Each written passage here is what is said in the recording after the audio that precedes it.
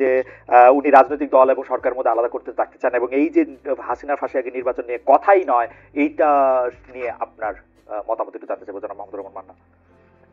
মানে যদিও উনি ধরেন সরকারের দুটো স্তর আলাদা আলাদা করে দেখিয়েছেন, তারপরে আমি বলি যে দুটো স্তরই যদি আপনি দেখেন, তারপরেও যেই কাজটা মনে করছেন যে সময় লাগবে, সার্জিস আলমের অনেকটা ডেমাগগের মতো, মাঠের বক্তাদের মতো করে মানুষকে একটু ইনভাইট করার জন্য বা পক্ষে আনবার জন্য ওইভাবে বলছেন, ওনার কথা মানে যদি তাই ধরি।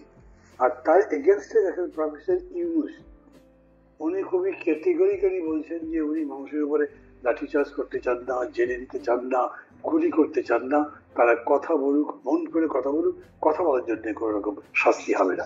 খেয়াল করবেন ডক্টর ইউনুসের এই কথা কিন্তু এক ধরনের ভাবে যদি দেখেন, একটা যুগান্তকারী ব্যাপার।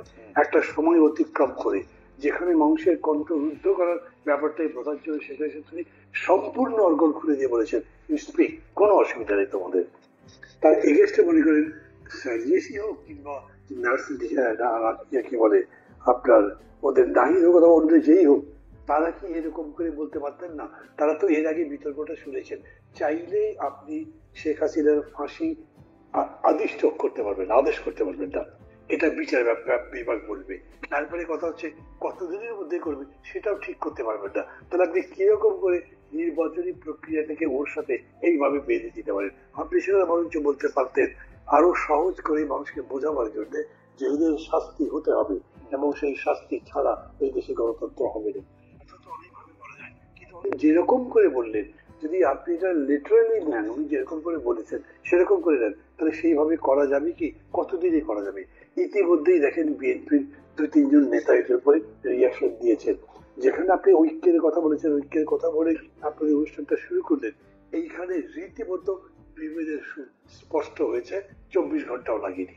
তো ওই কারণে আমি বলছি যে এটা এরকম নয়, আর ধীরে ধীরেই তো হবে, একদিনে সব বদলাবে না। কিন্তু কিছু কিছু বিষয় আছে যেটা ইনস্ট্যান্টেনিয়াসলি হতে পারে, যেরকম করে ডক্টর ইউনুস বলতে পারলেন যে বলে যান আপনারা, এবং তার সম্পর্কে কত কথা বলা হচ্ছে, উনি তো কাউকে তার জন্য তার গায়ে হাত দিচ্ছেন না, কোনো কিছু করছেন না। আবার এইখানে আপনি এমন ভাবে বলছেন তাকে রেনে তারপরে ফাঁসি দিয়ে তারপরে নির্বাচন, তার আগে কেউ নির্বাচনের কথাই বলতে পারবে না, অথচ নির্বাচনের কথাই এখনো ডমিনেট করছে।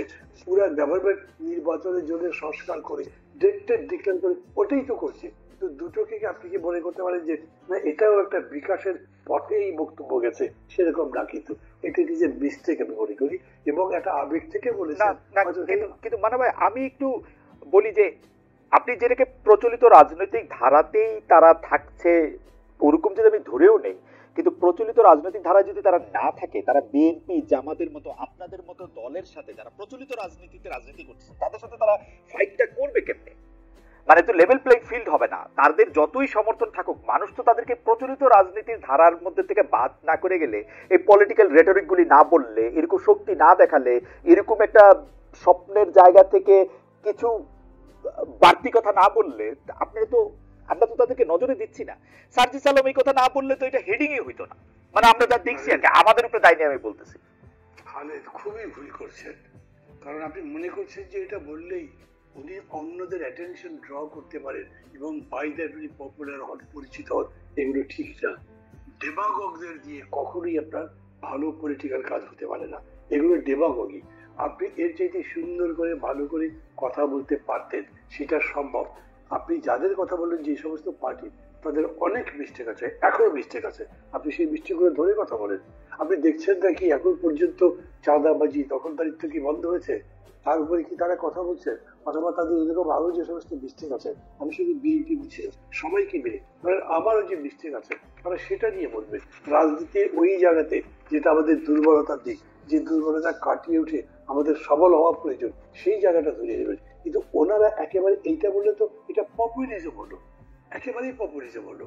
কারণ একদিকে তাদের গভর্নমেন্টের আপার লেভেল বলছে ইনক্লুসিভ পলিটিক্স করতে হবে, সেনাবাহিনী প্রধান বলছে ইনক্লুসিভ পলিটিক্স, আর আপনি কি বললেন? দুটো কন্ট্রাডিক্ট করছে ডাইরেক্টলি, মানুষ তো কনফিউজ হবে। আপনি এটাকে যদি ব্যাখ্যা করে গুছিয়ে গঠনমূলক ভাবে একটা বলতে পারতেন, তাহলে মানুষ একটা ডাইরেকশন পেত, মানুষ মনে করতে পারতো হ্যাঁ এই ছেলে তার বয়স যত কম হোক কিংবা বেশি হোক সে বোঝে, সে সামনের দিকে আমাদেরকে নিতে পারবে। কিন্তু আমি আপনাকে বলে রাখছি, আপনার মাধ্যমে যারা শুনছে তাদের বলছি, এই বক্তব্যের সমালোচনাই চলবে বেশি।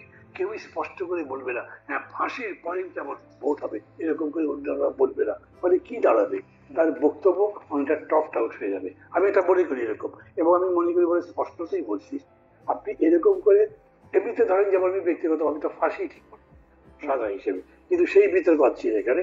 আমি এটা মনে করি তিনি যত বড় অপরাধ করেছেন তার জন্য তাকে শাস্তি পেতেই হবে। এই কথা যদি আমি বলি কেউ আমার সাথে বিরোধ করবে না, কিন্তু আমি যদি বলি ফাঁসি দাও তারপরে ভোটের কথা বলবে, তুমি ভোটের কথা বলতেই পারবে না, এই কথা তো বলা যায় না। এইটা দিয়ে মানে ভাই এক লাইনের একটা শুধু প্রশ্ন করতে চাই, আপনি ডেমাগোগির কথা বলছিলেন। এখন আমরা তো যাদের বয়স 50-এর উপরে তারা তো হচ্ছে আপনার বক্তব্য দেখে আপনাকে বেশি পছন্দ করেছি, মানে আপনার বক্তব্য শোনার জন্য দাঁড়ায় থাকছি। সেই বক্তব্যের মধ্যে তো অনেক মানে আমি ওইভাবে বলতে চাই না, কিন্তু অনেক পলিটিক্যাল রেটরিকও ছিল। আপনার বক্তব্য আপনাকে অনেক রাজনৈতিক নেতা থেকে আলাদাও করছে, আপনি অনেক সুন্দর কথা বলছেন।